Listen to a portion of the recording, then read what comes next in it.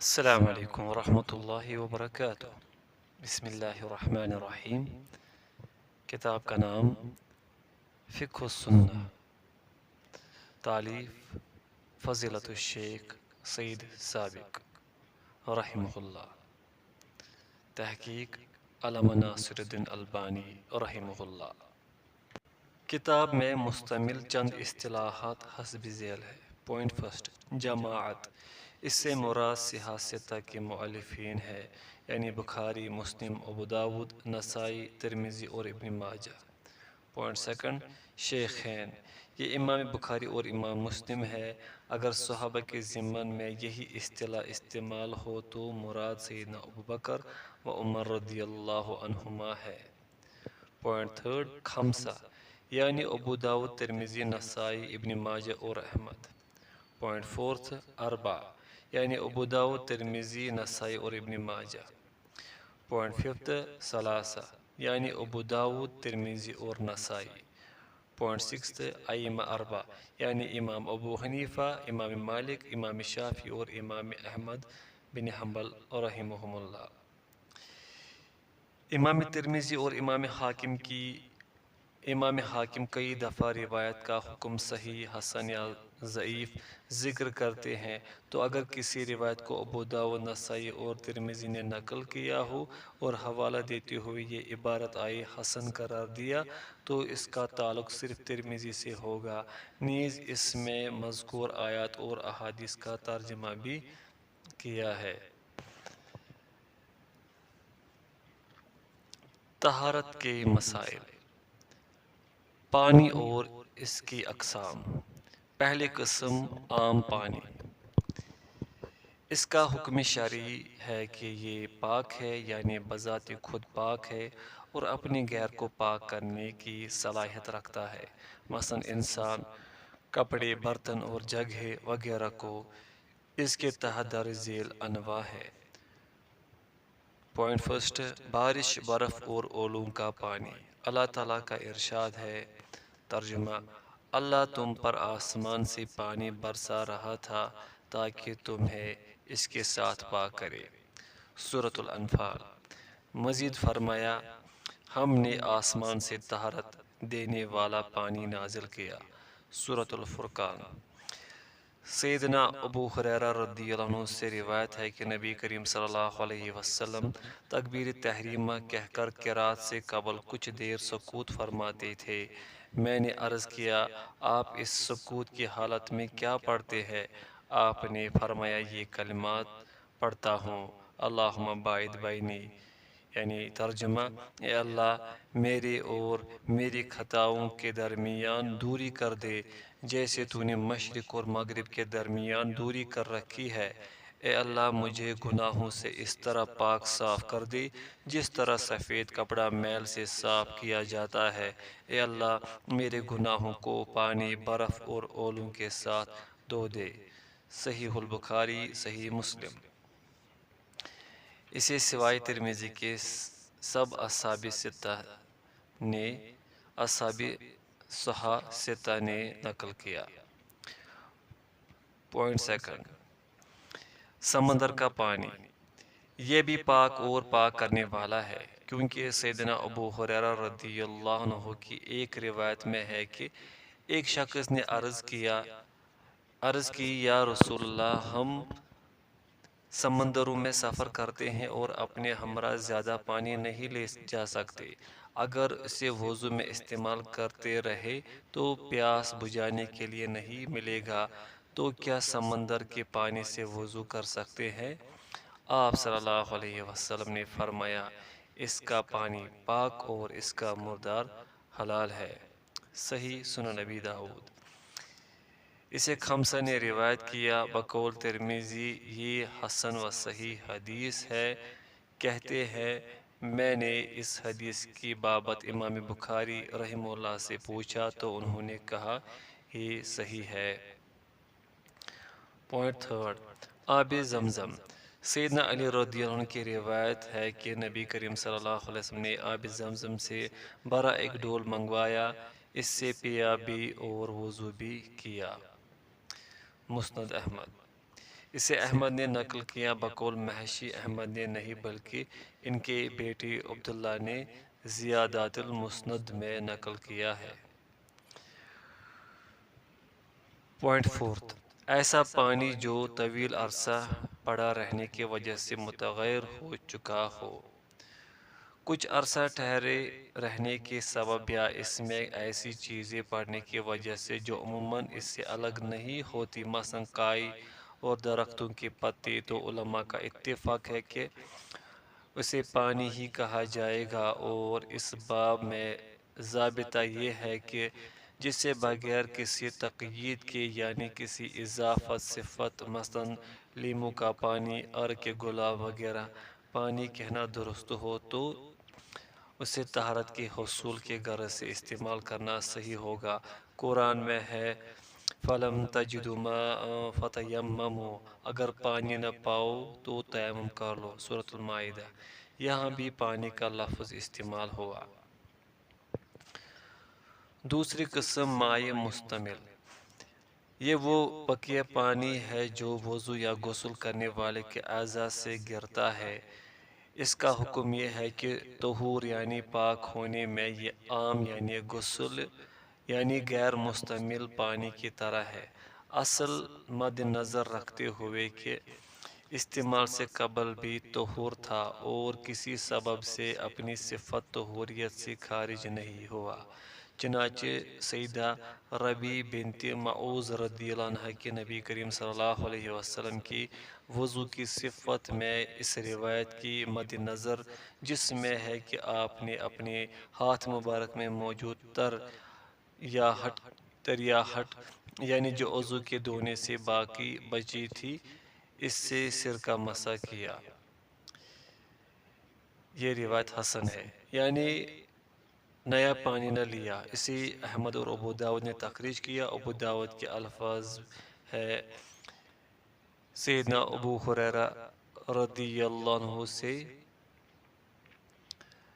مروی ہے کہ ان کا نبی کریم صلی اللہ علیہ وسلم سے مدینہ کی کسی گلی میں سامنا ہوا جبکہ سیدنا ابو ہریرہ رضی اللہ عنہ جنبی تھے، تو چپکے سے کھسک گئے اور جا کر غسل کیا۔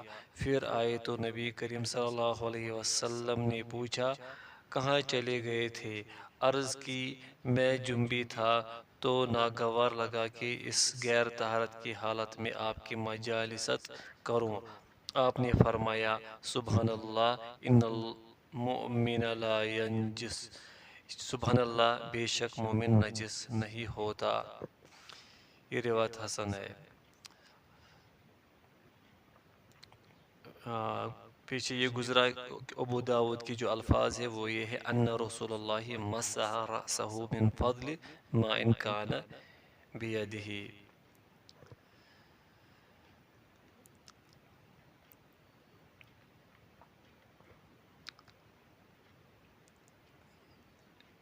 یعنی سبحان اللہ بے شک مومن نجس نہیں ہوتا، اسے جماعت نے نقل کیا۔ حدیث سے وجہ دلالت یہ ہے کہ مومن جب حالت جنابت میں بھی نجس نہیں ہوتا تو پانی کے مجرد اس کے جسم سے لگنے سے طہوریت زائل نہیں ہو سکتی، کیونکہ طاہر چیز کا طاہر چیز سے مس ہوا ہے اور اس سے کچھ فرق نہیں پڑے گا۔ امام ابن منذر رحمہ اللہ کہتے ہیں سیدنا علی ابن عمر، ابو امامہ رضی اللہ عنہم، عطا، حسن مکحول اور نخعی رحمہم اللہ سے منقول ہے کہ جو سر کا مسح کرنا بھول گیا تو اگر اس نے اپنی داڑھی میں تریاحت پائی تو اسی کے ساتھ مسح کر لینا کافی ہوگا۔ یعنی اگر وہاں سے اٹھ کر یاد آیا کہ مسح نہ کیا تھا، کہتے ہیں یہ دال ہے کہ ان کے خیال میں مستعمل پانی مطہر ہے، یعنی اسے طہارت کے لیے مزید استعمال کیا جا سکتا ہے۔ کہتے ہیں میرا بھی یہی مسلک ہے۔ امام مالک اور امام شافعی رحمہ اللہ کا ایک قول بھی یہی ہے۔ امام ابن حزم رحمہ اللہ نے اسے سفیان ثوری اور ابو ثور رحمہ اللہ کی طرف بھی منسوب کیا۔ سب اہل ظاہر اسی پر عمل پیرا ہے۔ تیسری قسم ایسا پانی جس میں کوئی پاک چیز خلط ہو جائے، مثلاً صابن، زعفران اور آٹا وغیرہ۔ ان اشیاء میں سے جو عموماً پانی سے الگ ہوتی ہیں تو ان کا شرعی حکم یہ ہے کہ جب تک یہ اپنی اطلاق پر قائم ہے، یعنی اگر صرف پانی کہا جا سکے تو پاک ہے۔ اگر اس اطلاق سے نکل گیا بائے طور کہ اب اسے پانی نہیں کہا جاتا بلکہ کوئی اور نام دیا جائے، مثلا شربت وغیرہ، تو یہ فی ذات ہی تو طاہر ہے لیکن کسی دیگر کے لیے مطہر نہیں، یعنی اسے کسی اور چیز کی طہارت کے لیے استعمال نہیں کیا جا سکتا۔ سیدہ ام عطیہ رضی اللہ عنہ کہتی ہے کہ نبی کریم صلی اللہ علیہ وسلم اپنی بیٹی سیدہ زینب رضی اللہ عنہ کی وفات کے بعد تشریف لائے اور ہمیں ہدایت فرمائی کہ اسے 3، 5 یا زیادہ مرتبہ غسل دو۔ اگر ضرورت محسوس کرو تو پانی اور بیری کے پتوں کے ساتھ، اور آخری دفعہ غسل دیتے ہوئے پانی میں کافور بھی ملا لینا، اور فارغ ہو کر مجھے خبر دے دینا۔ ہم نے فارغ ہو کر اطلاع پہنچائی تو آپ نے ہمیں اپنا تہبند دیا اور فرمایا اشعرنہا ایہ، کفن کے کپڑوں سے پہلے میری یہ چادر مرحومہ کے جسم پر لپیٹ دو۔ اسے جماعت نے نقل کیا۔ وجہ دلالت یہ ہے کہ میت کو بھی اسی کے ساتھ غسل دیا جائے گا جس کے ساتھ زندہ کا پاکیزگی کے لیے غسل درست ہو۔ احمد، نسائی اور ابن خزیمہ رحمہ اللہ کی سیدہ ام ہانی رضی اللہ عنہ سے روایت ہے کہ نبی کریم صلی اللہ علیہ وسلم اور ام المؤمنین سیدہ میمونہ رضی اللہ عنہ نے ایک ایسے برتن میں موجود پانی سے غسل کیا جس میں آٹے کے ذرات لگے تھے، تو ان دونوں حدیثوں میں مذکور پانی مخلوط تھا، لیکن ابھی وہ مرحلہ نہ آیا تھا کہ اسے پانی کہنا نادرست ہو اور پانی کے اسم کا اطلاق اس سے سلب ہو جائے۔ چوتھی قسم، وہ پانی جس میں کوئی نجاست پڑ گئی ہو۔ اس کی دو حالتیں ہیں۔ پہلی، نجاست پڑنے سے اس کا ذائقہ، رنگ یا بو بدل گئی ہو، اس حالت میں بالاجماع اس کے ساتھ طہارت حاصل کرنا جائز نہیں۔ یہ بات امام ابن منذر اور امام ابن ملقن رحمہ اللہ نے لکھی۔ دوسری قسم، پانی اپنی اطلاق پر باقی ہو، یعنی اس کے مذکورہ 3 اوصاف میں سے کسی میں کوئی تغیر نہ ہوا ہو، تو ایسا پانی طاہر بھی ہے اور مطہر بھی، چاہے قلیل ہو یا کثیر۔ اس کی دلیل سیدنا ابو ہریرہ رضی اللہ عنہ کی روایت ہے کہ ایک اعرابی نے مسجد میں پیشاب کر دیا، لوگ اسے روکنے کے لیے لپکے تو نبی کریم صلی اللہ علیہ وسلم نے فرمایا ٹھہرو، کرنے دو اور اس کے پیشاب پر پانی کا ایک ڈول بہا دو۔ اسے سوائے مسلم کے سب نے نقل کیا۔ اسی طرح سیدنا ابو سعید خدری رضی اللہ عنہ کی روایت ہے، کہا گیا کہ یا رسول اللہ، کیا ہم بوضع کنویں سے وضو کر سکتے ہیں؟ فرمایا پانی طہور یعنی طہارت دینے والا ہے، اسے کوئی چیز نجس نہیں کرتی۔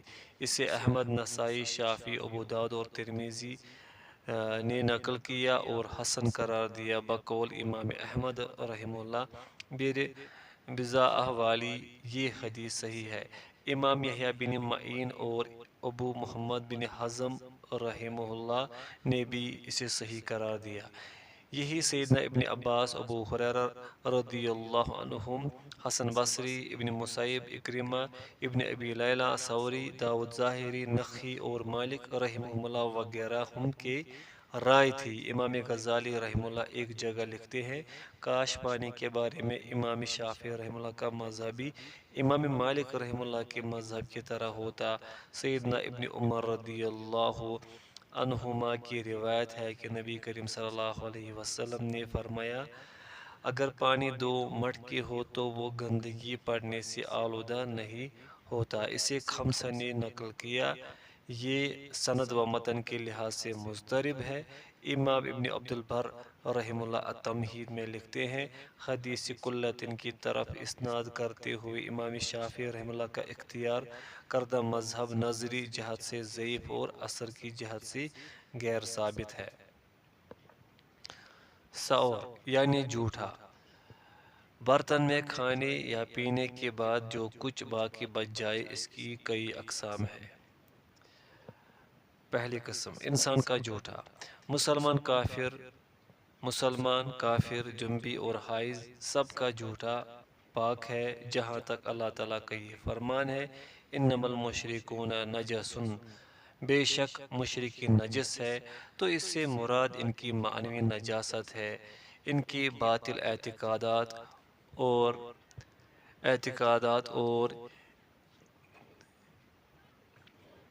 اقذار و نجاسات سے عدم احتراز کی جہت سے، یہ نہیں کہ ان کی اعیاں و ابدان نجس ہے کہ چھونا بھی نجس ہو۔ مسلمانوں سے ہمیشہ ان کا میل جول رہا ہے، ان کے سفیر اور ایلچی نبی کریم صلی اللہ علیہ وسلم کے پاس آتے رہے، جو مسجد نبی میں داخل ہوتے تھے، اور کبھی آپ نے ان کی مس کی کئی جگہیں دھونے کا حکم نہ دیا۔ سیدہ عائشہ رضی اللہ عنہا سے روایت ہے کہ میں حیض کی حالت میں کچھ نوش کرتی، پھر برتن نبی کریم صلی اللہ علیہ وسلم کو پکڑا دیتی، آپ عین اس جگہ منہ مبارک لگا کر پیتے جہاں سے میں نے پیا ہوتا۔ اسے مسلم اور نسائی اور احمد نے نقل کیا۔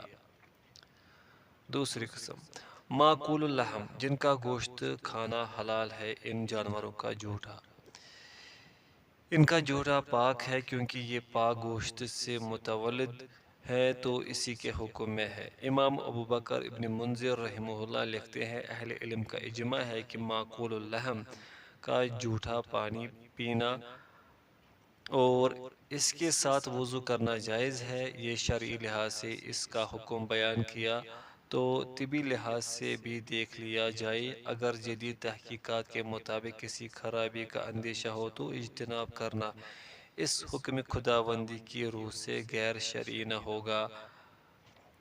اپنے آپ کو ہلاکت میں نہ ڈالو، سورہ بقرہ آیت نمبر 195۔ تیسری قسم، خچر، گدو، درندوں اور شکاری پرندوں کا جھوٹا، یہ بھی حدیث سیدنا جابر رضی اللہ عنہ کی روح سے پاک ہے۔ کہتے ہیں نبی کریم صلی اللہ علیہ وسلم سے سوال کیا گیا کہ کیا ہم گدھوں کے جھوٹے پانی سے وضو کر لیں؟ آپ نے فرمایا ہاں، اور تمام درندوں کے جھوٹے سے بھی۔ یہ روایت ضعیف ہے، اسے امام شافعی، امام دارقطنی اور امام بیہقی رحمہ اللہ نے تخریج کیا ہے۔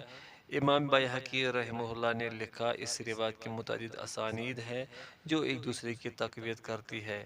سیدنا ابن عمر رضی اللہ عنہما سے مروی ہے کہ ایک سفر کے دوران نبی کریم صلی اللہ علیہ وسلم رات کو نکلے تو ایک شخص سے گزر ہوا جو ایک حوض کے پاس بیٹھا تھا، تو ہمراہیوں میں سے سیدنا عمر رضی اللہ عنہ نے اس سے پوچھا، اے صاحب حوض، کہیں آج شب تمہارے حوض پر درندے تو وارد نہیں ہوئے؟ تو نبی کریم صلی اللہ علیہ وسلم نے فرمایا، مت بتلانا، کیونکہ اس میں تکلف ہے، درندوں نے اپنا حصہ لیا اور ہمارے لیے جو بچا وہ شراب و طہور ہے۔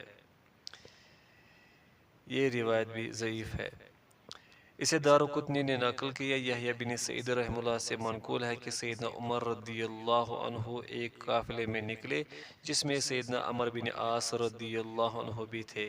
ایک حوض پر وارد ہوئے تو سیدنا عمر رضی اللہ عنہ نے اس کے مالک سے پوچھا، کیا تمہارے حوض پر درندے بھی وارد ہوتے ہیں؟ سیدنا عمر رضی اللہ عنہ بولے، مت بتلانا، کیونکہ ہم درندوں پر اور وہ ہم پر وارد ہوتے ہیں۔ اسے امام مالک رحمہ اللہ نے موطا میں نقل کیا ہے۔ یہ روایت بھی ضعیف ہے۔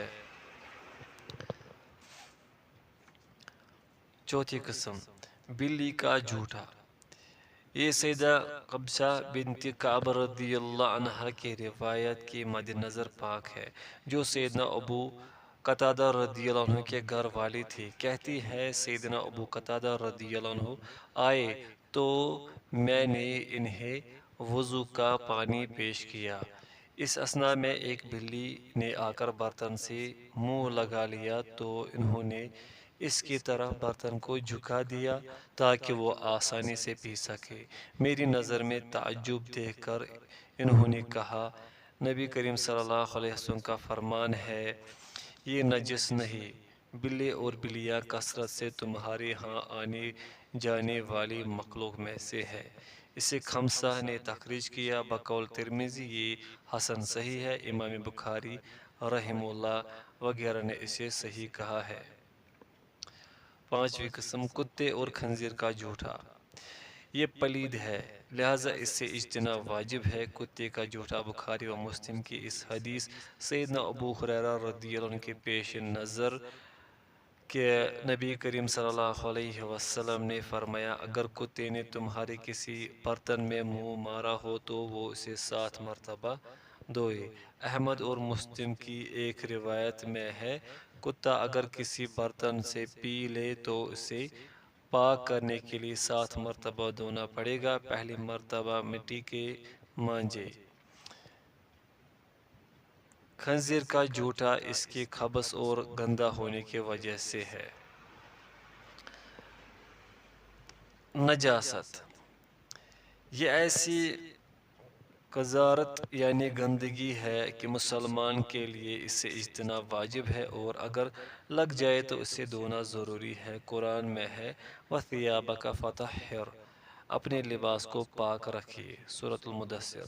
مزید فرمایا، بے شک اللہ توبہ کرنے والوں اور پاک صاف رہنے والوں کو پسند کرتا ہے، سورۃ البقرہ۔ ایک حدیث میں ہے، صفائی نصف ایمان ہے، صحیح مسلم۔ اس موضوع کی کئی مباحث ہیں جو در ذیل ہے۔ نجاست کی انواع۔ پوائنٹ فرسٹ، جو جانور طبی موت مر گیا ہو بغیر شرعی ذبح کے، اسی سے ملحق ہے گوشت کا وہ ٹکڑا یا پارچہ جو زندہ جانور کے جسم سے کاٹ لیا جائے، کیونکہ سیدنا ابو بکر لیثی رضی اللہ عنہ سے روایت ہے کہ نبی کریم صلی اللہ علیہ وسلم نے فرمایا، اگر زندہ جانور سے کوئی گوشت کا پارچہ کاٹ لیا جائے تو وہ مردار متصور ہے۔ اسے ابو داؤد اور ترمذی نقل کیا ہے، حسن قرار دیا اور لکھا کہ اہل علم کے ہاں اسی پر عمل ہے، اس سے مندرجہ ذیل چیزیں مستثنیٰ ہے۔